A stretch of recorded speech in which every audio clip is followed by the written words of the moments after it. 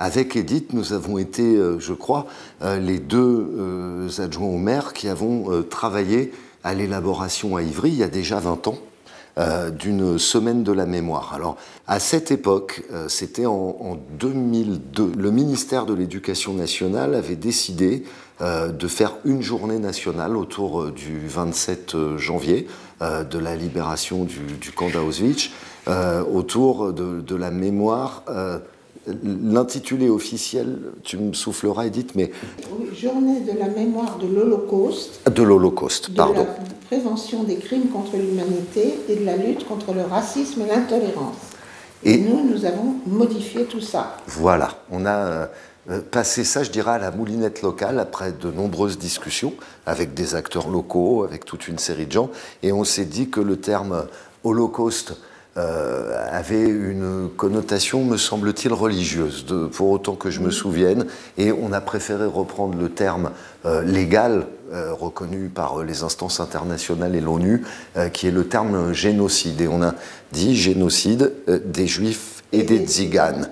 On a tout de suite voulu donner cette dimension, je crois, conforme à ce qui nous semblait le plus rassembleur pour travailler cette question. Quant au titre de la Semaine de la mémoire, en effet, nous avons choisi Semaine de la mémoire du génocide des Juifs et des Tziganes, considéré et même défini comme paradigme des génocides du XXe siècle par le Tribunal international de Nuremberg en 1945 et considéré comme un génocide, crime contre l'humanité. Pour insister sur le fait que le génocide des Juifs, le génocide nazi des Juifs et des Tziganes est paradigmatique des génocides du XXe siècle, et pour étudier aussi les 4 génocides du XXe siècle, le génocide des Arméniens, le génocide des Juifs, le génocide des Tziganes et le génocide des Tutsis.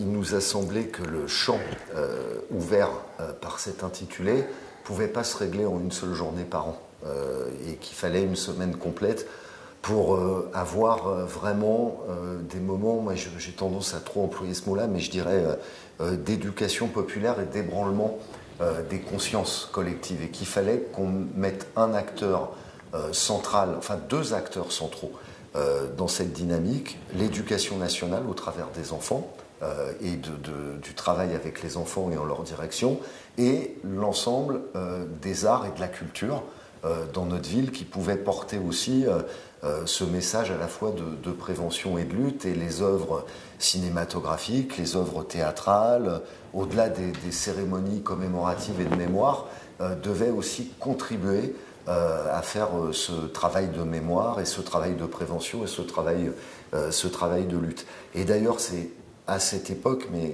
Edith me complétera, que s'est créée, je vais le dire comme ça, dans notre ville, une association très importante, qui est l'Association pour la mémoire des enfants juifs déportés d'Ivry. Et c'est dans ces années, la date m'échappe présentement, Edith, que nous avons apposé à l'entrée des écoles qui existaient pendant la Deuxième Guerre mondiale, des plaques commémorant la mémoire des enfants juifs qui avaient été déportés dans ces écoles. Et ça nous a donné l'occasion, et c'est reconduit chaque année. C'est pour cette ville une fierté, parce que quand on parle de ça sur 20 ans, c'est des centaines d'enfants en réalité qui ont été concernés par ces actions de mémoire. Et chaque année, on va dans ces 3 écoles de la ville, l'école Barbus, l'école Thorez et l'école du 6 septembre, qui remplace une école qui a été fermée, et on rend hommage aux enfants juifs qui ont été déportés pendant la guerre. Il y a une cérémonie tout à fait officielle avec le maire qui vient causer, faire un discours qui adapté aux enfants d'âge élémentaire pour rappeler cette histoire. Et il y a un engagement des enseignants très très fort, qui fait un travail éducatif, pédagogique, soit sous forme de chant choral, soit sous forme de scénette, pour faire participer les enfants à cette mémoire et rappeler que dans ces écoles, il y a eu des enfants déportés pendant la guerre. Si, avec Pierre Gosselin, Philippe Bouissou et moi-même, nous avons décidé que ce soit non pas une journée, mais une semaine de travail de mémoire et d'histoire, c'est d'abord d'un commun accord et avec une espèce de passion joyeuse, parce que nous avions effectivement cet objectif de éduquer, transmettre et d'insister sur le fait que dans la ville d'Ivry, nous pouvions faire un travail de résistance aux préjugés anciens et renouvelés, à la fois de racisme et d'antisémitisme. Et si nous avons décidé qu'il s'agisse d'une semaine et non pas d'un jour, c'est pour que le travail de mémoire et d'histoire soit fait par, d'une part, les enseignants volontaires, soutenus par leur inspection de circonscription et d'académie, d'autre part, par les engagés volontaires dans des associations de mémoire et de lutte, associations nationales et locales de mémoire et de lutte, et aussi avec tout ce qu'on appelait à l'époque les équipages culturels de la ville. Les deux théâtres, théâtre Antoine Vitesse, le théâtre des quartiers d'Ivry, devenu centre dramatique national du Val-de-Marne, le cinéma, le Luxi, le conservatoire de musique, la médiathèque, la galerie d'art Fernand Léger, le centre de recherche et d'art contemporain, le Crédac, le gala de danse contemporaine, et puis aussi la chorale du Moulin, et puis aussi des équipes de spectacles comme celle du théâtre Aleph, et puis à l'époque, et puis aussi des écrivains qui ont rédigé des textes comme La Révolte des couleurs pour cette semaine des mémoires, et puis aussi des artistes volontaires qui se sont engagés dans cette semaine de la mémoire. Et comme chacun sait, il y a à Ivry 200 ou 250 ateliers d'artistes, et de nombreux artistes volontaires et indépendants se sont engagés dans cette semaine de la mémoire. Donc, ce triple travail culturel, éducatif et municipal, social, eh bien, ne pouvait se faire que pendant une semaine. Et ce, depuis 18 ans, chaque année. Nous avons fait insister sur le fait qu'il s'agit d'un travail de mémoire subjective, mais aussi d'histoire objective et collective. Et que pour ce, nous avons invité des historiens, des anthropologues, des sociologues, des psychologues, des philosophes, pour faire réfléchir les enfants, mais aussi les adultes, la population d'Ivry, au cours de cette semaine, sur justement la différence entre un crime de guerre, un meurtre de masse, un génocide, un ethnocide. Un ethnocide, aussi ce que signifie le révisionnisme, le négationnisme, et aussi quelles sont les causes et les conséquences des idéologies, comme l'idéologie raciste ou l'idéologie antisémite, et comment se fait-il que le fait social de l'intolérance existe depuis toujours, eh bien, il s'agissait effectivement de faire de cette semaine non pas seulement une semaine des victimes et de ceux qui combattent, mais aussi une semaine de ceux qui simplement ont aidé des hommes, des femmes, des villages comme le Chambon-sur-Lignon, qui sont nommés juste parmi les nations parce qu'ils ont eu le courage et la détermination de prendre soin de ceux qui étaient victimes de ces crimes contre l'humanité. Et bien sûr que notre semaine de la mémoire, on peut le dire, elle contribue à faire de notre ville aussi, d'une certaine façon, une ville de juste.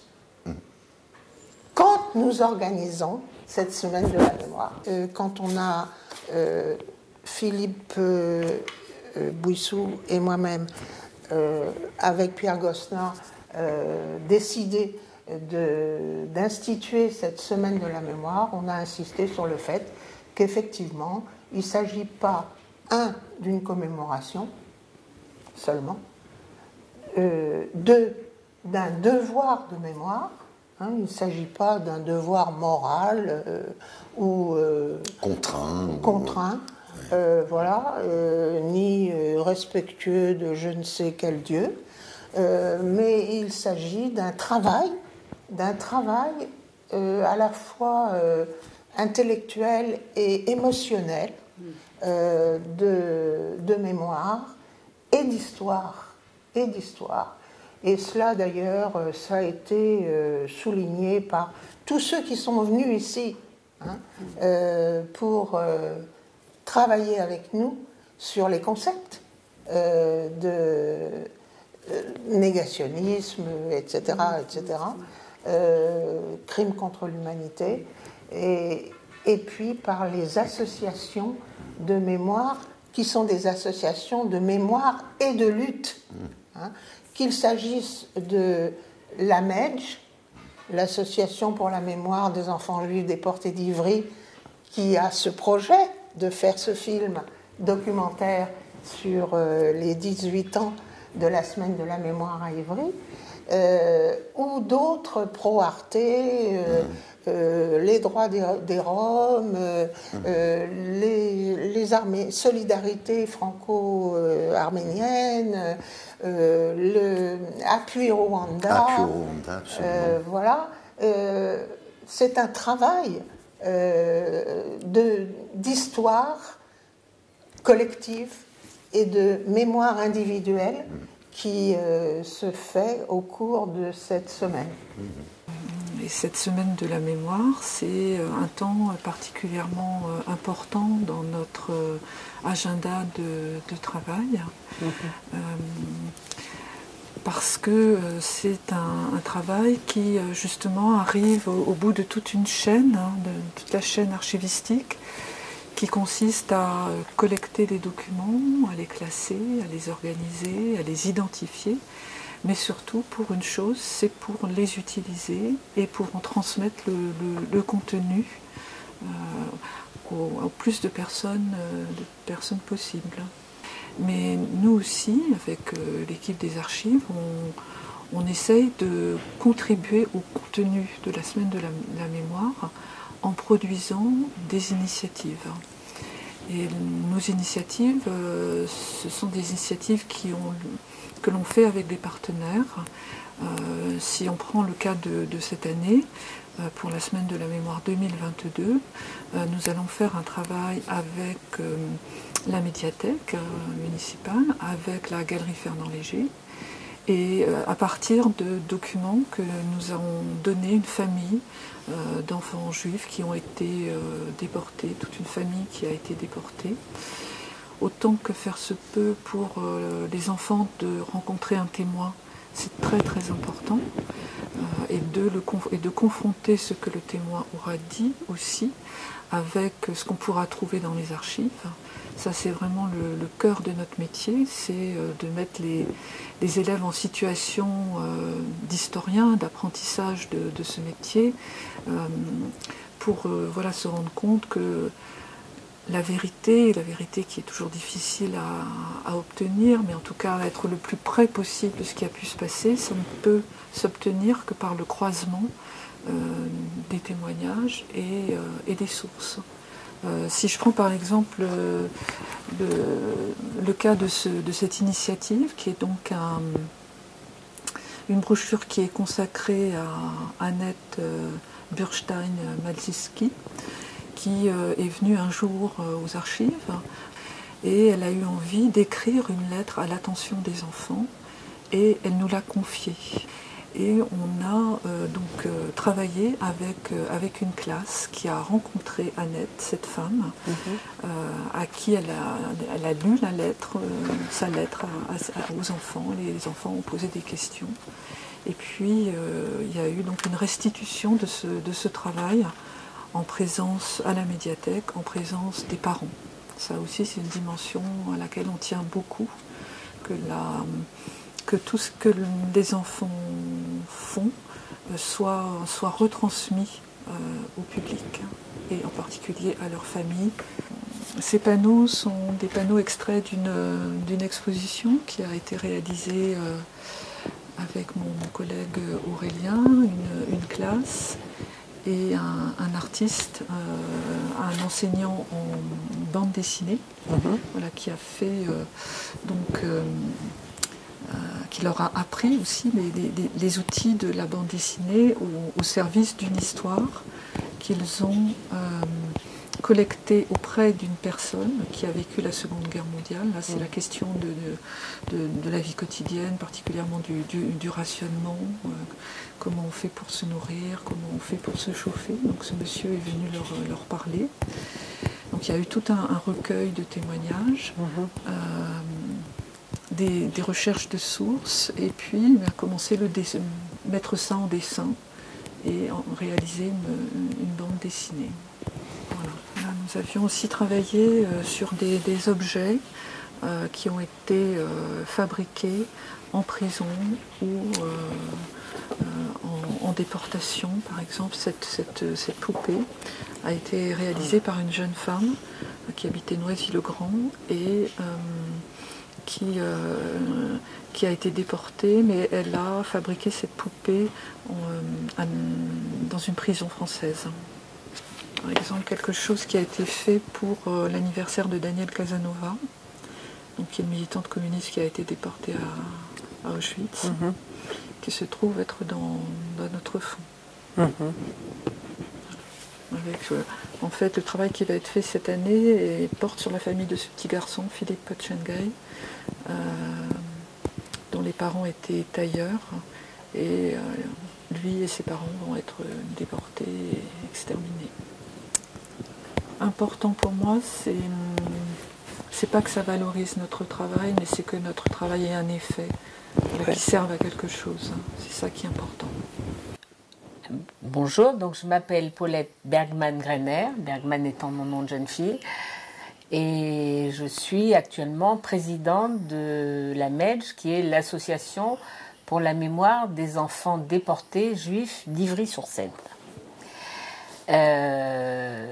Je suis présidente de cette association parce que j'ai participé à sa création en 2003.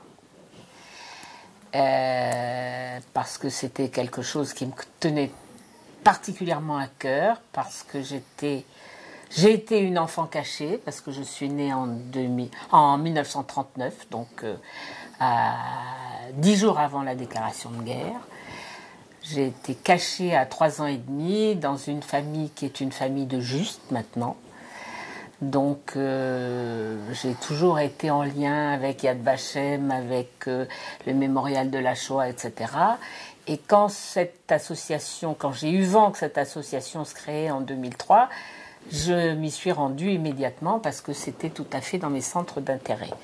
Donc en 2003, il y a eu cette réunion constitutive de l'association, au cours de laquelle on était nombreux à ce moment-là, et au cours de laquelle on a élu notre bureau. Et ce jour-là a été élue une dame qui s'appelait Christiane Rass.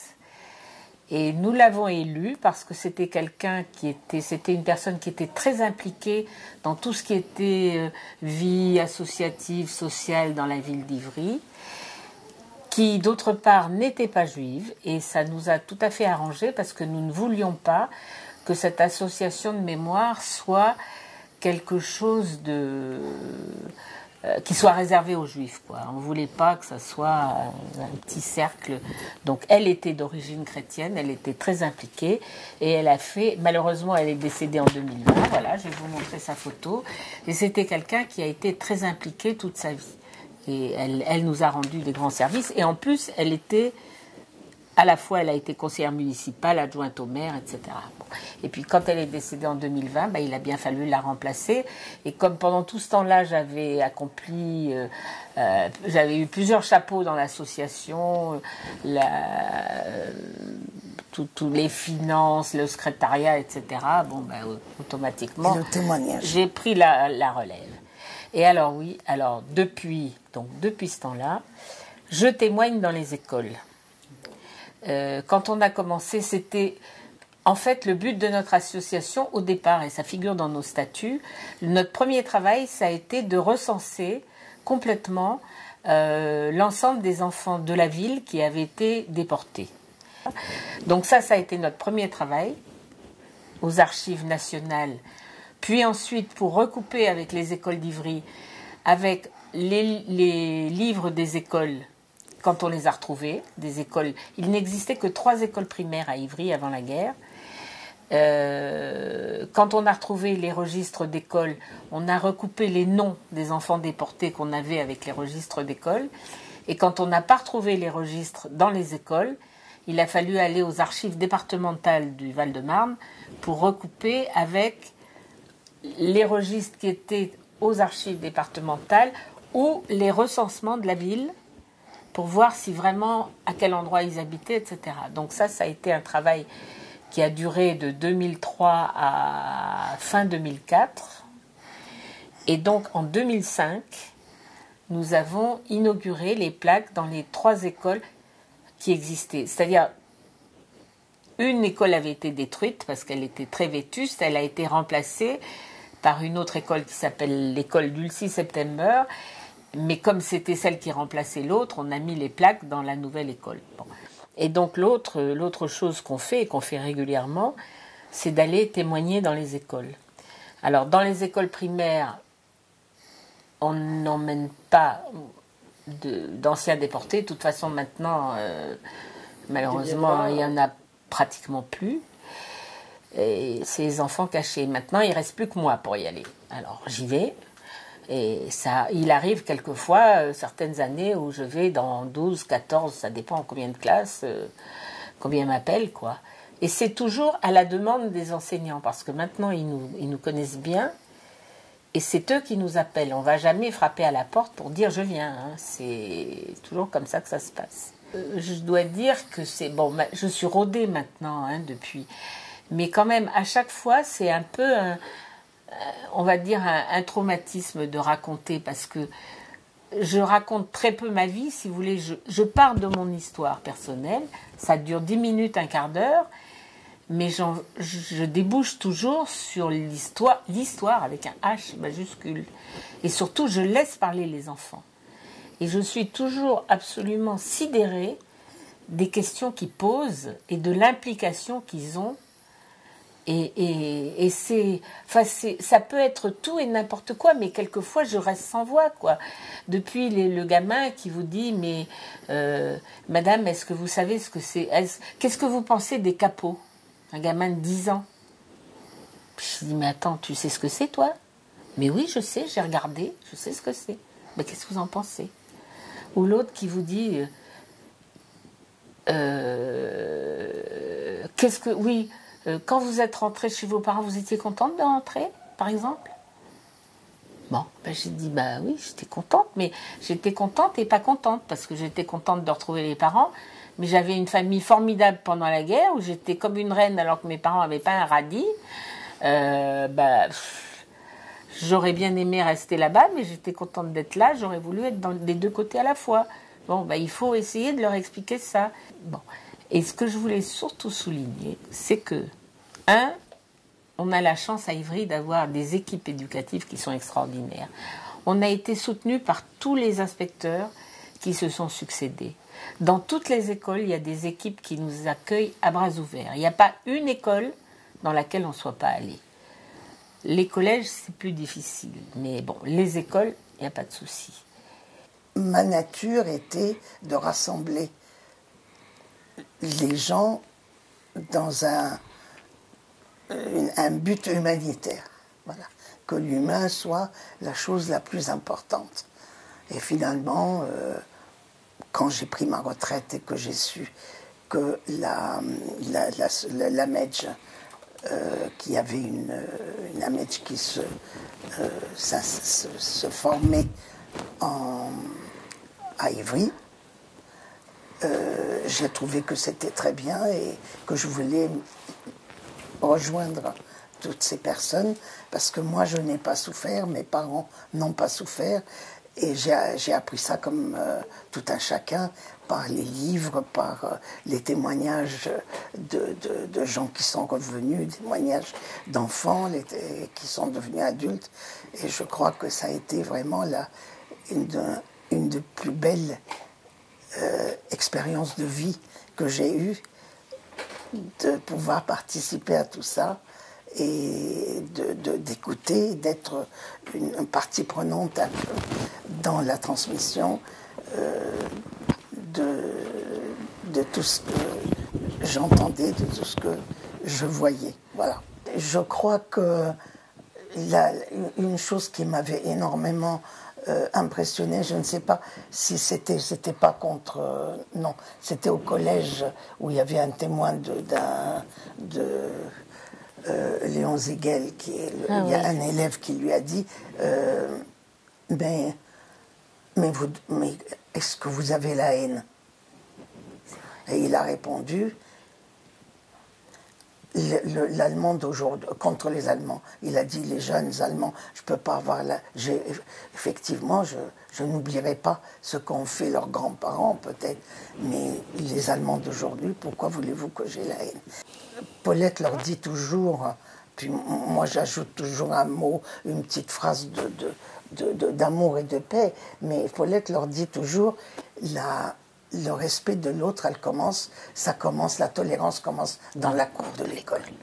Et je trouve que c'est très, très, très vrai. Et non seulement ça, mais je leur dis toujours, ça commence parce que vous ne voulez pas jouer avec le copain, parce qu'il est trop petit, trop gros, voilà, trop grand, trop noir, trop jaune. Ça commence là. On peut remercier ceux qui ont été les initiateurs, dont Edith Pertunski, et évidemment la ville d'Ivry, d'avoir installé cette semaine de la mémoire qui permet aux associations qui ont une action dans ce domaine-là à exprimer et à faire comprendre ce qu'étaient ces horribles manifestations de meurtres et de crimes à travers le XXe siècle, en particulier, puisqu'on ne remonte pas au-delà du génocide arménien. Donc, le XXe siècle a été terrible, et le XXIe a aussi donné son lot de crimes, et il est absolument indispensable que les humains n'oublient pas, travaillent les raisons de ces crimes et travaillent aussi la volonté que ces crimes ne se perpétuent pas. Il se trouve que je veux citer une artiste peintre, mais je veux aussi expliquer pourquoi j'ai envie de parler d'elle. D'abord, pour rappeler que le génocide des Tziganes est un génocide oublié, qui n'a pas la place qu'il doit avoir comme étant un génocide comme d'autres génocides. Et il y a des raisons pour ça. Ce génocide-là reste marginal, entre guillemets, par rapport à d'autres génocides. Et je voudrais rappeler d'abord que comme la Shoah est le nom du génocide des Juifs, le nom du génocide tzigane est Samu Daripen, qui est le terme rom pour désigner ce génocide. Il y a eu 500 000 victimes qui ont été assassinées par les nazis. Il faut attendre 1982 pour que l'Allemagne reconnaisse la responsabilité de ce génocide. Et 2016 pour que le gouvernement français en fasse autant. 2016. Vous vous rendez bien compte qu'il y a là eu un couvercle sur la marmite de la mémoire. Et c'est encore tout frais et tout récent. Les raisons de ça viennent aussi du fait que les Roms n'ont pas laissé de texte, n'ont pas travaillé sur cette mémoire et n'ont pas laissé d'œuvres majeures qui peuvent témoigner. Peu de témoignages, donc, parce que la tradition principale des Tziganes est orale. Et donc, évidemment, vous comprenez bien que les témoignages sont rares et restent peu. Tu peux laver et frotter autant que tu peux, ça ne sert à rien. Tu es une Romnie, tu es un Rom. Ça te restera toujours et c'est aussi bien comme ça. Mais personne ne te dit « Dieu soit loué, vous avez survécu ». Qu'est-ce qui s'est passé? Comment c'est possible que vous avez été déporté? C'est quoi la raison? Nous, les Roms, on est un peuple qui vit beaucoup dans l'ombre depuis des siècles. On ne s'est jamais vanté de savoir ceci ou cela, d'avoir beaucoup de personnalité, même si on aurait pu le dire peut-être. On s'est toujours tenu caché, Roms ou Sinti, peu importe, en attente seulement de ce que viendrait vers nous. Malheureusement, il n'y a que la méchanceté qui est venue vers nous. Avant ou après les camps, c'est pareil. Et je voudrais donc rappeler que dans l'association pour la mémoire des enfants juifs déportés, dont j'ai fait partie dès le départ, nous avons tenu, après avoir fait tout le travail mémoriel de poser plaques, de recherche des noms, etc., entamer un cycle sur la définition du mot génocide, dans un esprit, justement, de non-concurrence mémorielle, en mettant sur le même plan et en travaillant et en recherchant les causes de ces génocides, tous les 4 génocides qui ont été répertoriés et désignés comme tels. Et je rappelle simplement qu'en 2011, Henriette Asseo, historienne, est venue en particulier parler du génocide des Tziganes. En 2012, nous avons fait venir Romani Rose, qui est le président de la communauté Sinti et Rom d'Allemagne, en faisant toute une après-midi avec les 3 autres génocides, mais en plaçant le génocide des Tziganes à égalité avec les autres génocides. En 2021, il y a eu la pose d'une plaque mémorielle au parc Maurice Thorez, et j'insiste sur cet acte, parce qu'il y a peu de plaques mémorielles qui rappellent le génocide des Tziganes, et on peut s'enorgueillir qu'il y en ait une à Ivry, et après les autres droits, je pense que c'est un acte qui donne aussi le droit à la mémoire et à leur histoire aux Roms et aux Tziganes. Il y a tout un ensemble d'activités mémorielles menées par les Arméniens, bien sûr là où ils sont déjà organisés, nombreux dans les communes, mais aussi à titre personnel et privé.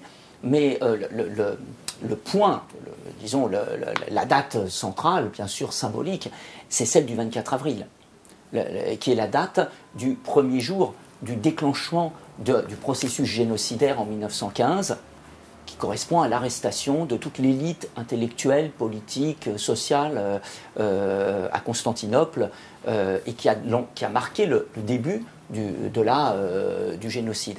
Et ça, où que l'on soit, cette journée-là est une journée évidemment de commémoration et de mémoire. La nouvelle histoire de la Shoah, dans cet ouvrage, il est mis l'accent sur le fait qu'il faut cesser de se focaliser sur Auschwitz comme une espèce de paradigme de l'extermination des Juifs, car en réalité, Auschwitz n'était pas qu'un camp d'extermination, c'était aussi un camp de concentration et un camp de travail. Il y avait d'autres camps uniquement d'extermination comme Treblinka, et surtout parce que la moitié des victimes, en tout cas, oui, presque la moitié des victimes de cette extermination l'ont été hors de ces camps d'extermination, notamment par ce processus de génocide par balle. Il y a une très grande méconnaissance. Bon, au fond, et c'est normal parce qu'on ne peut pas connaître ce qu'on ne vous a pas transmis. Bon. Et je pense que cette soirée-là, ça a été une des premières où j'ai eu l'occasion d'être en face de gens qui n'étaient pas déjà d'origine arménienne ou pas déjà pré-informés, et qu'elles ont découvert, au fond, d'abord un peuple avec sa diversité qui existait avant l'extermination, et ont mieux compris ce qui s'est passé en 1915-1916, au-delà, disons, de la reconnaissance très générale et abstraite du fait qu'il y a eu un génocide commis par le gouvernement jeune turc. Donc, de ce point de vue-là, je pense que ça a pu être utile. On a créé l'association Appui Rwanda, donc avec l'équipe au départ du film qui s'appelait Rwanda, un cri d'un silence inouï, qui était donc le film que j'avais réalisé. Et au départ, on était les petits membres, enfin, on était très peu de gens. Bon, après, voilà, l'association s'est un petit peu étoffée et on l'a créée donc en revenant en 2002. En 2002 et officiellement en 2003. Enfin bon, on a commencé à envoyer des médicaments en 2002. En fait, on a fait pas mal de travail. L'objet, c'est d'aider, d'être un pôle d'aide aux Rwandais en grande difficulté. Il peut y avoir des enfants qui ne sont pas Tutsis. Hein. On ne va pas catégoriser comme ça systématiquement, surtout que c'est un pays où... alors c'est évident qu'il y a quand même plus de rescapés que de non-rescapés, mais enfin, voilà, quand on aide une femme Tutsi et qu'elle a adopté un enfant de génocidaire, eh ben, on aide la maman et l'enfant. Puis donc c'est un pôle d'aide aux Rwandais en grande difficulté, mais c'est aussi, l'autre objet, c'est de maintenir vive la mémoire du génocide. On a l'impression que lutter contre le génocide, ça s'arrête jamais. C'est-à-dire que il faut dire et redire et redire et redire, et expliquer. Et des fois, on a l'impression de se répéter, quoi. Mais il faut. On n'a pas le choix. Il y a une telle... c'est-à-dire que le négationnisme est tellement présent, tellement puissant, prégnant, envahit la sphère... tout l'environnement, mais aussi la sphère médiatique, on le voit aujourd'hui. Enfin, le révisionnisme. Aujourd'hui, on entend des thèses quand même très, très graves. Donc, on se dit qu'il faut informer. Il faut trouver des méthodes un peu nouvelles aussi pour quand même avoir un public qui nous suive. Est-ce que vous avez l'impression que cette semaine de mémoire, tous les ans à Ivry, a quand même éveillé les consciences. Alors, parmi les gens, enfin, chez les gens qui viennent, parmi notre public, je dirais, parce que bon, ça change un peu chaque année. Oui, il y a des gens qui vraiment maintenant, ça m'a frappé, qui sont même plus au fait que moi. Hein. Ah oui, bien sûr que ça aide les gens, ça aide. Aujourd'hui, personne ne dirait à Ivry, enfin, c'est un massacre interethnique, c'est pas pensable à Ivry. Ou alors c'est des gens très, très, très isolés, quoi. Mais je trouve que cette semaine est remarquable. Et elle est remarquable parce qu'on analyse des événements.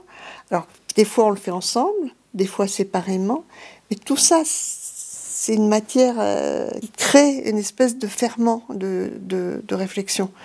Et je trouve que, voilà, une semaine, c'est formidable. Moi, je dois dire que Edith a eu cette idée-là, enfin, elle s'est battue pour ça. Je trouve ça génial, quoi. Parce qu'une soirée, c'est commémoratif, et puis le lendemain, c'est terminé, on oublie vite. Une semaine, alors, même si on ne voit pas tous les événements, une semaine, on peut faire du travail auprès des écoles, des collégiens. C'est un outil extraordinaire d'information et de réflexion. Le travail de mémoire, c'est une chose très importante parce que quand on travaille un sujet, on le travaille aussi en résonance avec l'actualité et on se construit de nouvelles grilles de lecture sur ce qui nous arrive de manière contemporaine. Et je crois qu'on arrive à mieux déceler ce que peuvent être ces mécanismes pervers qui commencent par un petit rejet, puis un rejet plus important, et qui peuvent finir, et qui ont fini dans l'histoire, par des exterminations et par par les choses épouvantables et totalement paradigmatiques, comme disait Edith tout à l'heure, pendant la Deuxième Guerre mondiale. Et je crois que notre terme de prévention des crimes contre l'humanité, il est là aussi. C'est comment aujourd'hui on va être capable de lire les signes de ces rejets qui pourraient, si on n'y prend pas garde et si on ne se mobilise pas et si on ne fait pas ce travail de mémoire, conduire au même résultat que le nazisme, le racisme d'État, l'antisémitisme d'État ont produit à un moment donné de l'histoire. Finalement, pas si lointain d'ailleurs.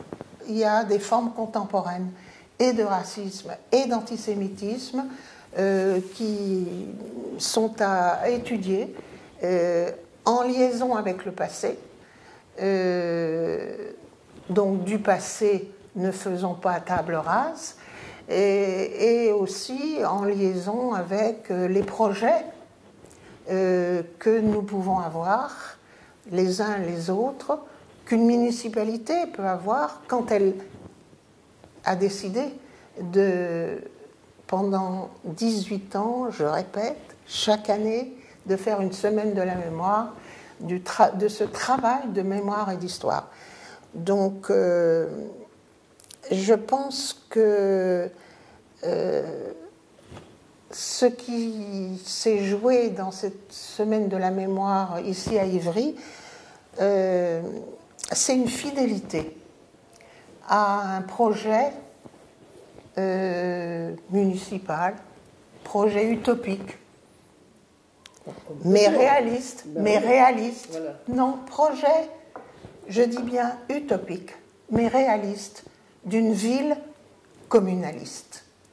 Et je me réfère, pour cela, j'ai vraiment envie de le dire dans ce film, du passé ne faisons pas table rase, je me réfère à deux figures universalistes.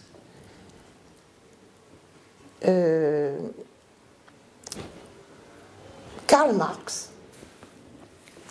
en 1845, jeune philosophe, a apostrophé un de ses amis, jeune hegelien, Feuerbach, dans le cercle de discussion de philosophes jeunes hegeliens, et lui a dit: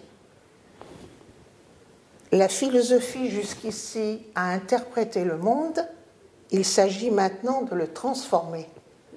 Le projet municipal se réfère à cette figure. Et puis il y a une autre, Louise Michel. Louise Michel, l'institutrice, elle a participé à la Commune de Paris, dont nous fêtons les 100 ans. Et elle est 100 ans ou 150 ans 150. Et elle est devenue libertaire.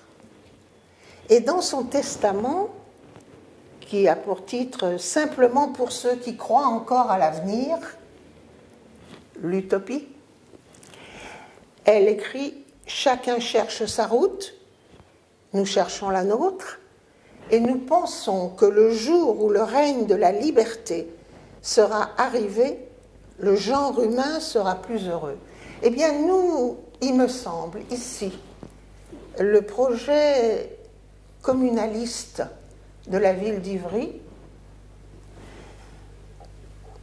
se réfère à ces deux figures, Marx et Louise Michel, universalistes concrets, qui effectivement nous ont inspirés, je crois, et ont inspiré tous ceux qui ont travaillé pour la Semaine de la Mémoire et dans la Semaine de la Mémoire depuis 18 ans.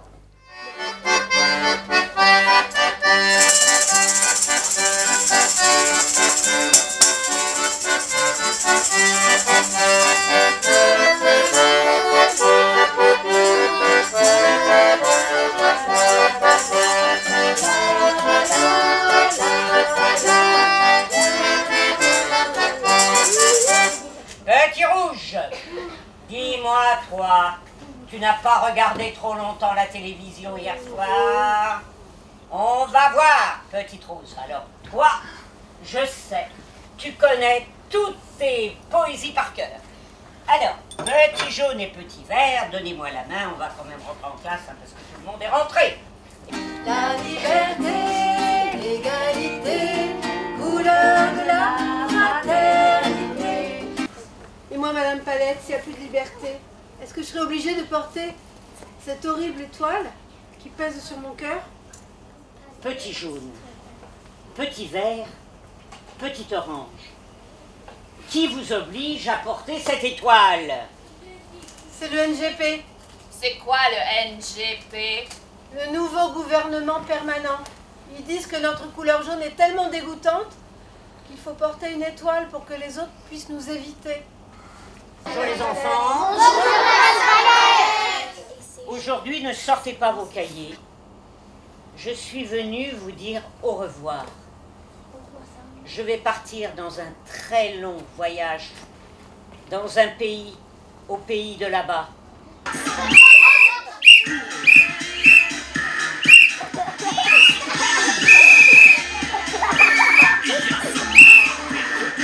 Je suis votre nouvelle maîtresse.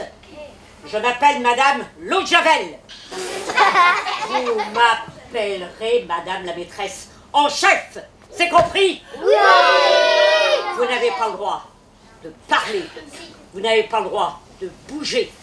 Vous n'avez pas le droit de rêver pointe à la ligne. Qu'est-ce que je viens de dire? Truc chose.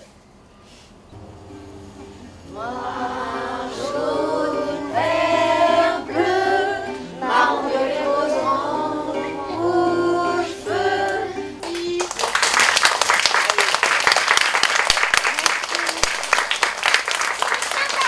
Alors, on va commencer. Petit Bordeaux, Harry Potter. En fait, à la fin, qu'est-ce qui s'est passé avec Alors, ce qui s'est passé, en fait, c'est que petit jaune, petit vert et petit orange, ils n'ont plus le droit d'aller à l'école et puis ils ont été déportés, ils ont été raflés, on les a envoyés au pays de là-bas et là-bas ils sont morts, ils ne sont jamais revenus. Et Madame Palette aussi. Est-ce que dans la vraie vie, ça s'est passé dans la vraie vie, les enfants? Ah oui, tout à fait, ça s'est passé dans la vraie vie. Moi j'étais un peu plus petite que vous encore, quand la guerre a démarré. Et avant de partir, on était cachés, mais vraiment cachés. Dans des caves, dans des greniers, chez d'autres gens, on a changé de nom. Beaucoup de choses se sont passées. Les parents devaient se déplacer d'un endroit à l'autre, d'une ville à l'autre pour ne pas être arrêtés. Et puis quand finalement ils étaient arrêtés, Beaucoup sont parvenus, c'est vrai. Et ils étaient dans des endroits, lorsqu'on a appelé des camps de concentration, d'extermination, enfin tout ce que vous voulez. Ils étaient en principe partis pour travailler. En fait, ceux qui pouvaient travailler ont travaillé quelques mois et puis après, ils sont morts tous, ils sont parvenus. Donc on a mis des plaques dans les écoles pour que quand on passe devant ces écoles, on se souvienne qu'ils ont existé un jour. Et puis à l'intérieur de l'école, il y a leur nom, parce qu'ils allaient dans ces écoles-là. Et ceux qui étaient trop petits pour aller à l'école, on a mis une plaque au parc des Cormeilles, si vous le connaissez. Voilà. Donc on a planté un arbre, parce que l'arbre c'est le symbole de la vie, et ça s'appelle l'arbre aux enfants. Et au pied de cet arbre, il y a une plaque avec le nom de 9 enfants qui habitaient Ivry, qui ont été déportés, qui ne sont jamais revenus, mais dont on n'a pas retrouvé les noms dans les registres d'école d'Ivry.